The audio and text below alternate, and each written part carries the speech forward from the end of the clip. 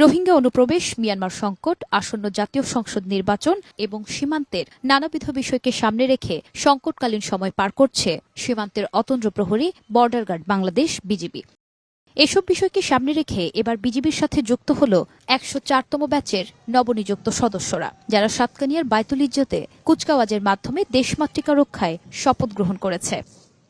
অনুষ্ঠানে প্রধান অতিথি হিসেবে কুচকাওয়াজ পরিদর্শন ও অভিবাদন গ্রহণ করেন স্বরাষ্ট্র উপদেষ্টা। তুলে ধরেন আসন্ন নির্বাচনে নবনিযুক্ত সৈনিকদের ভূমিকার কথা। কর্মক্ষেত্রে দক্ষতা প্রদর্শনের মাধ্যমে তোমাদের উপর অর্পিত যে কোনো দায়িত্ব সুশৃঙ্খল সুচারুরূপে পালন করবে। পরে সাংবাদিকদের এক প্রশ্নের জবাবে স্বরাষ্ট্র উপদেষ্টা বলেন, দেশের বাইরে থেকে নির্বাচন বানচাল করার চেষ্টা করা হলে কাউকে ছাড় দেওয়া হবে না। কেউ বিশৃঙ্খলা সৃষ্টি করতে পারবে না।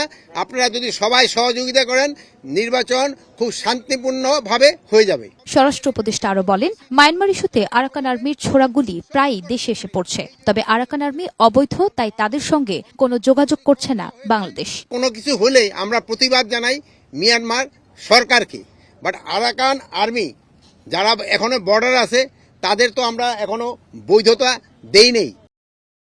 নির্বাচনকে সামনে রেখে বিজিবির ইতিহাসে প্রথমবারের মতো রেকর্ড সংখ্যক নতুন সদস্য যুক্ত করল বর্ডার গার্ড বাংলাদেশ, যাদের দেয়া হয়েছে অত্যাধুনিক ও চৌকস প্রশিক্ষণ।